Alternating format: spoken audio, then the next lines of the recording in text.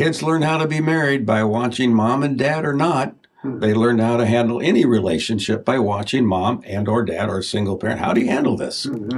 They learn because that's how we kids learn to handle life. This is Rooted by the River, an SRC parenting podcast. None of us have parenting figured out, but I'm so glad you're coming on this journey. A journey to grow as parents while we raise and disciple our children. Rooted by the River is here to equip your family to root deep in the living waters of Jesus and his love. I'm Dan Houmes, the family pastor at Spanish River Church. Welcome back to Rooted by the River. I'm here again with my dad, Dan Houmes, who's been a marriage and family therapist in South Florida for 45 years. And this is part 2 of 2 episodes called The Unhurried Family. And so if you haven't watched episode 1, the first part yet, go back and watch that, and then you can jump in here. Today, we're going to be looking at the unhurried family and specifically the categories of health and finances and how those play into hurriedness. Dad, thanks for coming back on. Well, thanks for having me again. Appreciate it. You talk about one of the healthiest things that you can do for a child is introduce them to reality as soon as possible. What do you mean by that? Well, reality is a skill that you know your child's going to have to be a successful adult. And you give them the opportunity to do that. For example, homework is their responsibility, not yours. Yeah. And if they fail a test, then reality is you have to retake it or make the grade up.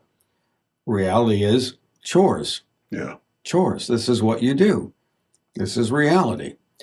They're going to run into teachers in high school that they just don't connect with. Well, they're going to have bosses that they don't connect with. And our job is to teach them how to handle these kind of situations with bosses or people or conflict. One of the things we did was when you guys started driving, we told you as long as you made the honor roll, I'd pay your car insurance. Yeah. Even as we're stepping into these 9 characteristics of an unhurried family, some of them presupposes that you're willing to let your child wrestle with reality. Oh, yes. Yeah. So one of the things that you have said is that sometimes with a hurried family, there can be symptoms in the family members that show that the family's too hurried, symptoms that relate to declining health, frequent sickness, Sure. mental health. And it's not to say that all of those are due to being a hurried family, but certainly being a hurried family can show up in that way in our physical and mental health. As there are a lot of studies that show that 40 million of our Americans are on anti-anxiety medication right now. Mm-hmm. One of the great illnesses in our country is loneliness and isolation. People have not learned how to deal with reality. They stay within themselves. So one of the things that we teach our children in sports, you learn a sense of community, you learn responsibility, shared responsibility, you learn to obey authority. And in churches, you learn to have community there. If we don't do that and we isolate them, well, my child doesn't need to do that. He's got a conflict with the teacher. Maybe not. Maybe not. And that's when you teach the child, let's go meet with your teacher and find out what the issue is. And they model what we do as parents in handling conflict. Huge, because sidebar issue, kids learn how to be married by watching mom and dad or not. They learn how to handle any relationship by watching mom and or dad or a single parent. How do you handle this? They learn because that's how we kids learn to handle life, whatever the family constellation is. How does chronic busyness show up in a child either physically or with mental health? Well, I said this, that work will fill the time you choose to give it, whatever it is. A child or an adult isn't responsible for determining how much time they want to give to that work. How does it, if it's too busy, you've got sleep issues, you got anxiety, you got depression, you get snippiness. They don't communicate because their bandwidth is being used up. That's a good word, bandwidth. They don't have much left over to anybody else, and that's where we have to teach them how to limit those kind of things so we have bandwidth for things that are important to us. Yeah. Family, relationships, God, Even in athletics, they can have performance anxiety because their bodies aren't prepared to go and do what the body needs to do. It's you don't get enough sleep, it's going to cause it. I think sometimes there can be a temptation as a parent to sort of optimize your child's childhood and put them in as many things as possible to get the resume stacked as long, as deep as possible. But I think what you're saying is, what if your child does all these things, but they do them at a much lower level of performance because they're exhausted? That's why in athletics, are they really enjoying that, or do they feel some compulsion to do it? Yeah. Because in athletics? Or in dance or music, anything. Because in elementary and junior high and high school, sports is supposed to be fun. It's a game. Yeah. Dancing is fun. It's an expression. It's not to be a sign of performance because it'll produce performance anxiety, right? Which will lead to all kinds of physical issues. So let me ask you this. For the average family, they might say, okay, that's great, but that's not how the world works. That's not how Boca works. If my kid wants to possibly play college sports, I've got to think about that now when they're in sixth grade. How would you help them maybe think about that differently? I'm going to speak very realistically. Okay. Let's take baseball. Okay. There's 10,000 high schools that play baseball in this country. At 20 kids per roster, do the math. The likelihood of a kid on a high school roster ever making one day on a professional roster for pay is like 1%. Yeah. It's just 1%. Right. Probably even less. The same thing for basketball, sports, any of these things. Because it's when you get to that level, those are very, very elite athletes. Yeah. And yet we push these kids to do that. And rather than enjoying the game, they're looking to enhance their marketability, to be able to get the scholarship, and they don't really enjoy what they're doing. Yeah. Because it's going to, every athletic career, when the last buzzer goes off, it's done. Mm-hmm. It's done. Now what's left? Mm-hmm. If they have made something good, the ultimate, when the ultimate's gone, what do? Yeah.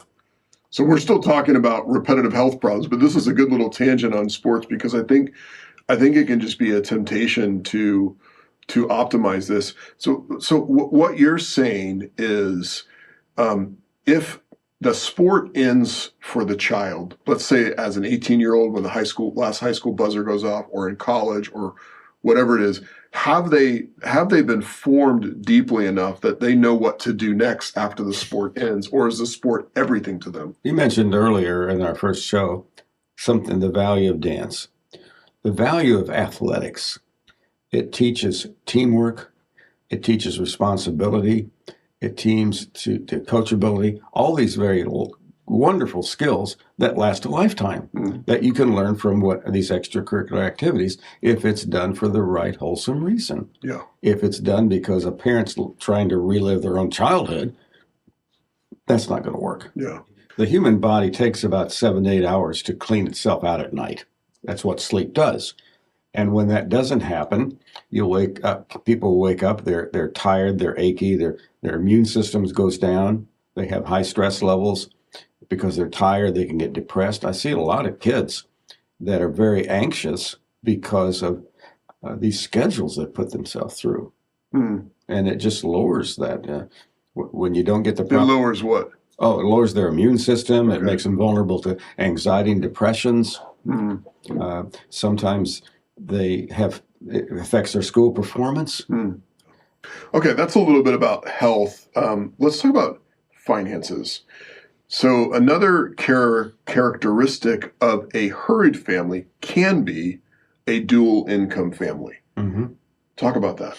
Well, let's go back to episode 1 when I said you got 168 hours a week. Yeah. You got 2 working parents. Therefore, like Virginia, you sit down, you need to have a staff meeting every week. How are we going to spend that 168 hours with the jobs we have? And where are we going to fit in things that we know we want to be important in our family and put that on the schedule? I would encourage families to be very intentional about that decision to be dual income and not let it just be something that we need to do or we have to do, but rather to say, we are going to intentionally do this, and here's how we're going to make sure we still keep our home time together? Let me come back to something. Jen and I obviously raised you guys here in Boca in very formative years. And we decided that we had three priorities: that she would be an at-home mom, that she would be an at-home mom. And we decided that you would go through Christian schools. And we decided that what was left over for her, if she, time-wise, she could be involved in Bible study fellowship. And every time we started feeling sorry for ourselves that we couldn't take those month-long vacations or whatever, we'd go through our priorities. Is this what we still believe? Yeah. And we had to sit down. We didn't have the other homes in other parts of the country, all that kind of things. But what was important, that she'd be at a home mom.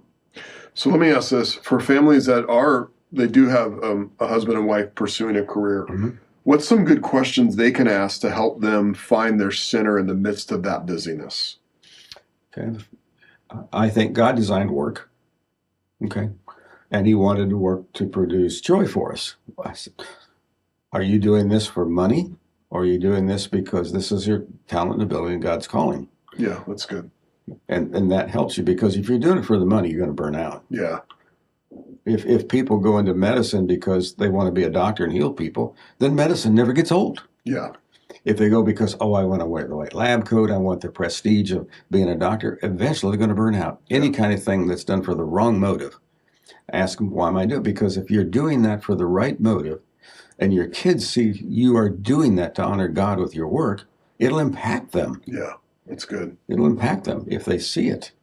So one question would be around being dual income. Does lifestyle determine what income is needed, or should income determine the lifestyle? How do you think about that tension? Well, I'll tell you, people that are smarter than I in the world of finances said, you'll spend whatever you make. I've seen reports that people who live on credit cards spend 125% of their income. What does that mean? Well, it means they're going in debt every year. But what you said, your lifestyle, if it's determined by how much money you make versus how much money you make determines the lifestyle, well, your lifestyle is going to be out of control. Yeah. We make this much money. That's where family meetings, we sit down with our kids, we sit down with our wives, talk about, here's the dollars we have. What's most important to us? One thing you learned very early was tithing. That was important. Yeah. You had your little jars and that kind of thing and put the money in there. And both Jen and you learned that tithing was a form of worshiping God. Yeah. So that was important. You think about that 10% of generosity. What does that teach kids? That mom and dad are wanting to do, helping our neighbors generously. What does that tell them? And living off 80, you'd be surprised if you have to knock off 20% of your dual income, what can really go? Yeah. What can really? It forces a prioritization. It sure does. Yeah. And you're in control of your money. You're in control of what you do and why you do it. And you're not just chasing the proverbial next job. Yeah. So we've talked about finances and dual income families. I want to look at that from the perspective of a single parent family. We have a lot of single parents that listen to this podcast. How does a single parent think about finances? And, as a single parent, you're just trying to make it. Yes. And you think about, like, it doesn't matter if I like my job. I just got to do it to provide for my kids. How could this work out with a single parent? One of my good friends, Bob Barnes, wrote a great book on single parenting, and I'd encourage single parents to read it. It's very practical. As far as on the day-to-day things about single parents, those children have to be part of the single parent family decision. This is who we are. Why can't we do things like my friends? Well, that's them. This is us. This is reality. And when they become part of the decision-making process, they feel, I'm valued in this family. I'm important in this family. And as they move through adulthood, they'll come to really love and respect what that single parent did, how hard it was, but bring them into the reality of what single parent living's like. And the limitations and the challenges. Sure. And every family, not everybody is a Warren Buffett, okay? We don't have billions. So the reality is, whether it's a single parent or an intact family, bring the kids in. This is why we do what we do. This is what's important to us. Mm. This is where we spend our dollars because this is important and why. Mm. The last tension, the last characteristic of a hurried family, heightened financial obligations. So you have kids going to college and you got to step into a whole new bill system. You might have family members that you have to take care of or medical bills that you have to pay off. Talk more about heightened financial obligations. Well, when I said earlier, one of our obligations, we wanted you all, both of you guys, to go through private Christian schools. Jen and I are very thankful that we were able to do that because of the education you got. We've had, when you have parents that you're caring for in your home, and my dad lived with us, as you know, for about 6 years after my mom died, and he was there.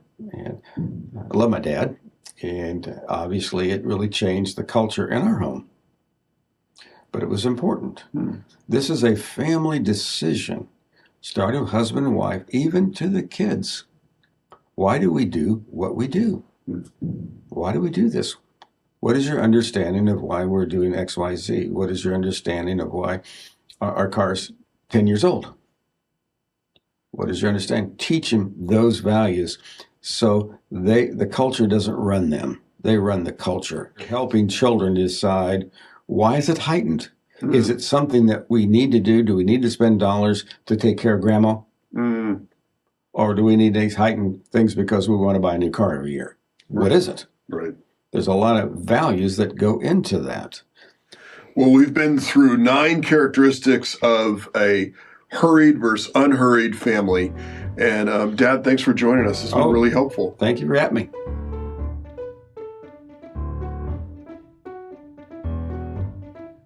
Some takeaways from part 2 of the Unhurried Family with my dad, Dan Houmes. The first would be, are there any red flags that have popped up related to health issues or mental stress or finances being too tight? Be honest about those possible red flags and what they might signal about how you've structured family life. But then secondly, evaluate your busyness. Where are you most busy? Is it related to the kids' activity or to your work or something else? Evaluating that can help clarify the next point, which is, does your busyness line up with your priorities and values for your family? If not, it might not even be helping reach your long-term goals. But one of the ways that you can go back and look at your family calendar is go, what do we want to be about as a family?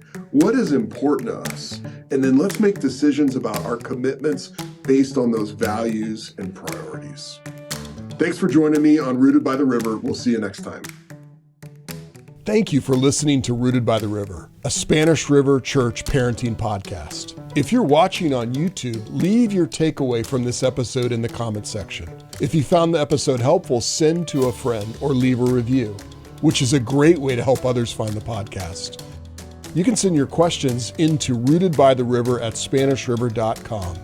Thanks again for listening.